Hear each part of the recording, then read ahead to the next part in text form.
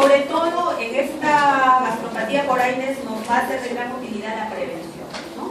Ya nosotros conocemos que hasta en la farmacia, en forma sin receta, se puede conseguir los antiinflamatorios, ¿no? Y de diversos tipos, naproxenos, ibuprofenos, etcétera.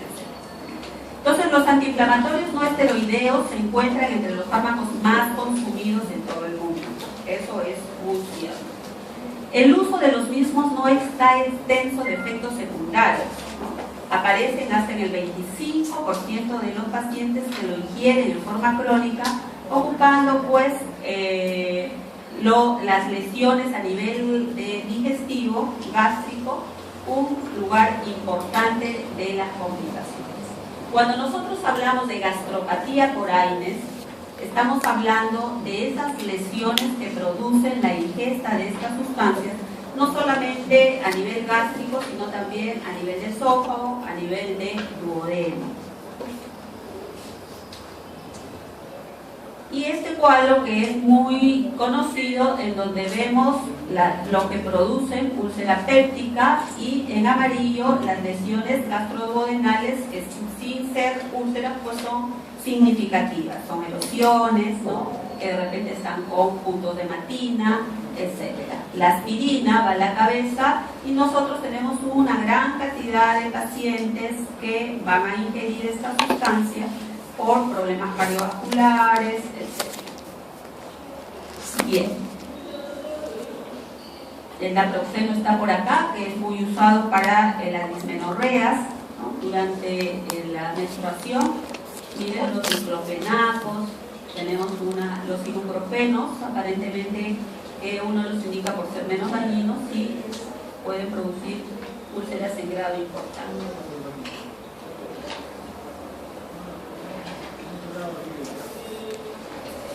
Pero ¿cómo va a producir el daño estas sustancias? El daño de la mucosa gastroduodenal se produce cuando el efecto del ácido gástrico supera los mecanismos defensivos normales de la misma. Los mecanismos de la injuria producida por los AINES son locales o sistémicos. Es que a veces el paciente refiere, dice, no doctora, mejor póngame mampolla porque no me va a hacer daño al estómago. Al final tiene igual a ser absorbido y hace el mismo daño. Esta balancita, ¿no? Es importante que ustedes lo recuerden, y de esta balancita he hecho como 3 pruebas y no siempre me lo han respondido bien. Recuerden ustedes lo que son los factores defensivos. Tenemos nuestra barrera de hemoglobina y bicarbonato, resistencia de la superficie mucosa, renovación celular, la restitución epitelial, circulación mucosa, ¿no? Las prostaglandinas, etcétera. Y en factores agresivos, aparte de lo que ya está mencionado, lo he sobremarcado lo que son los AINES. Si de repente nosotros tenemos helicobacter, tenemos AINES, tenemos pues una gran secreción de ácido clorhídrico, ¿no? Esta balancita se va inclinando más para el lado de las lesiones ulcerosas. La lesión aguda en la mucosa gástrica parece depender de un efecto tóxico directo sobre el epitelio. ¿Y eso se debe por qué? Por un efecto del atrapamiento iónico, por una inhibición en la síntesis de las prostaglandinas, por un aumento de la adhesión de los leucocitos al endotelio vascular gástrico. También tiene que ver el óxido nítrico y los fosfolípidos de la capa de moco. Parecen ser también los factores importantes de defensa de la mucosa que la administración de estos AINES lo va a reducir, produciendo un daño a nivel gástrico. Acá hablamos de la acción local o directa. Hay una acumulación intracelular del fármaco, y hemos mencionado lo anterior, ¿no? Y hay una estimulación de la secreción del ácido hipercínico. Este mecanismo local o directo es determinante de las lesiones directas de la mucosa. Y acá sí explicaría el por qué la farmacología, las grandes cadenas farmacéuticas, se les recomienda que estos antiinflamatorios tengan una capa entérica para disminuir el riesgo del daño de una acción directa. Una acción indirecta o sistémica está relacionada con la inhibición de la síntesis de prostaglandinas, que puede ser a un nivel epitelial a un nivel preepitelial, a nivel epitelial y a un nivel postepitelial, ¿no? ¿Qué sucede a nivel preepitelial? Disminuye la secreción de moco y la viscosidad, disminuye los fosfolípidos tensoactivos de la membrana, hay una reducción de la hidrofobicidad de la mucosa, hay una disminución de la secreción de bicarbonato. A nivel epitelial, hay una reducción de la proliferación celular epitelial, inhibición de la liberación de los factores de crecimiento plaquetario. Y postepitelial, hay un descenso del flujo vascular de la mucosa gástrica, hay una lesión endotelial por la lesión leucocitaria, aumento de los radicales libres y de la síntesis de leucotrienos. Y esto lo va a explicar todo lo que hemos mencionado anteriormente, los factores protectores y cómo es que estos AINES van a tener pues su acción en los demás funciones, produciendo el daño. Bien, entonces ya sabemos que ingerimos los AINES, que nos van a hacer daño, pero tenemos también grados de lesiones, ¿no? Entonces, eso, el tipo de lesiones que tengamos también nos va a dar ciertas manifestaciones clínicas. Clínicamente irrelevantes. Grado 1, si hacemos una endoscopía en un paciente que tiene epigastralgias, que ha ingerido AINES, si encontramos petequias y equimos. En el grado 2 es cuando ya hay erosiones, ¿no? En la mañana tuvimos una paciente de 74 años, quienes vieron la endoscopía, no está ninguno, todos han quedado muy cansados de la práctica de la mañana. Tuvimos una paciente de 72 años que viene a la emergencia por hematemesis y melena. El antecedente de la paciente es que tiene artritis reumatoidea, ingesta de AINES de forma crónica, ingesta también de corticoides. La asociación de los mismos produce pues mayor daño. Se le hace la endoscopía y, muy a diferencia de que pensamos encontrar una úlcera por AINES, encontramos lesiones esofágicas importantes por la ingesta de estas sustancias. Entonces no solamente vamos a encontrar erosiones a nivel gástrico, sino también a nivel esofágico o duodenal.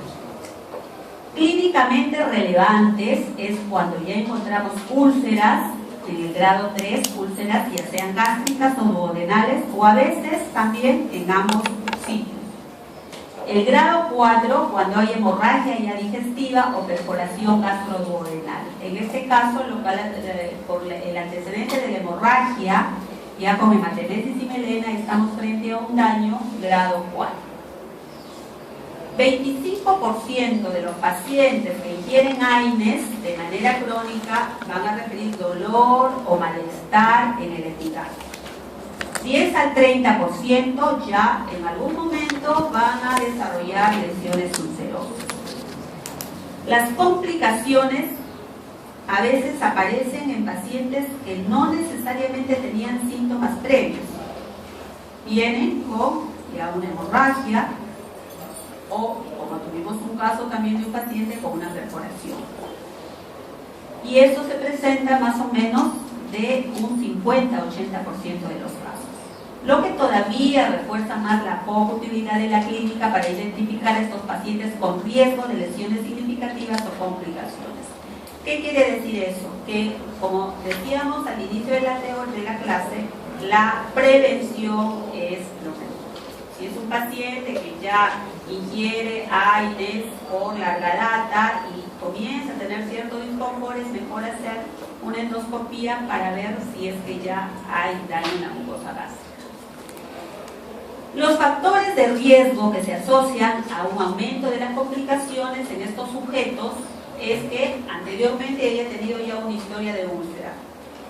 Un paciente que tuvo una úlcera a los 40 años y de repente a los 50 le diagnostican problemas articulares con artrosis, etcétera, ingiere AINES en forma continua, es mucho más riesgoso para él que otro paciente que previamente no tuvo úlcera. Las características de la utilización de estos AINES, ¿no? De repente, si lo ingiere con el estómago vacío, si toma 2 o 3, no le calma el dolor, toma otra frecuencia. Las dosis altas, eso es lo que mencionaba. Y sobre todo, si encima de que ingiere estos AINES también usa corticoides o usa anticoagulantes, ¿no? La warfarina, etc. Factor de riesgo también que tenga mayor de 60 años, que haya una enfermedad concomitante grave, como enfermedades cardiovasculares que ameritan ingesta de AINES por largo tiempo, lo que son las aspirinas. La profilaxis, hay que hacer las medidas preventivas, hay que racionalizar el uso de los mismos, no tomarlo por cualquier sintomatología, solamente cuando es sumamente necesario. Identificar cuál es la población que necesita terapia para prevenir la aparición de esas complicaciones. ¿Cuál sería? Las personas ancianas, ¿no? Todo lo que hemos estado mencionando anteriormente, que ingieran, pues, que tengan enfermedades comórbidas, ingesta crónica de antiinflamatorios, ¿no? Para prevenir en ellos que comiencen a presentar ya lesiones como úlceras, perforación.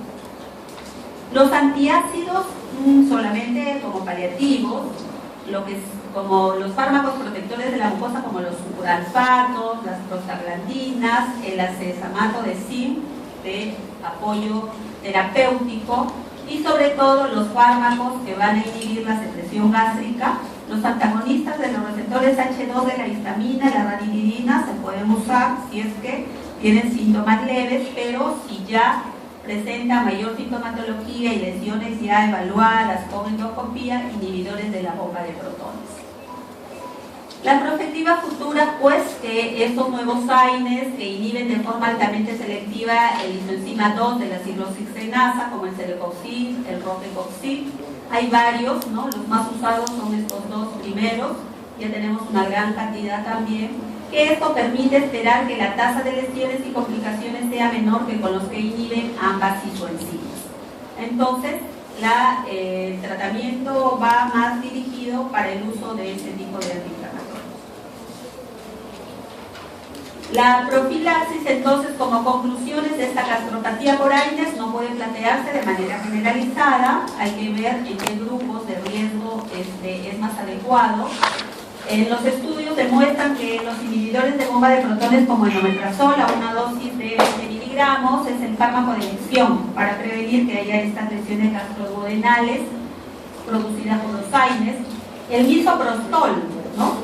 Es una segunda alternativa, pero tiene pues muchos efectos secundarios. Aparte del costo, también tiene varios efectos secundarios importantes que no permiten que el paciente lo use en forma continua. A pesar de los limitados estudios, el acesamato de zinc podría indicarse en tratamientos cortos para aquellos que no hayan tenido lesiones previas ulcerosas. La ranitidina, aunque eficaz, puede ser usada con mucho cuidado para los casos no complicados, y otros fármacos como los sucralfatos, como los maladratos, no han demostrado pues una eficacia, ¿no? Entonces, gracias por su atención, espero que hayan aprovechado toda la rotación de gastroenterología. No, la primera que dice eso.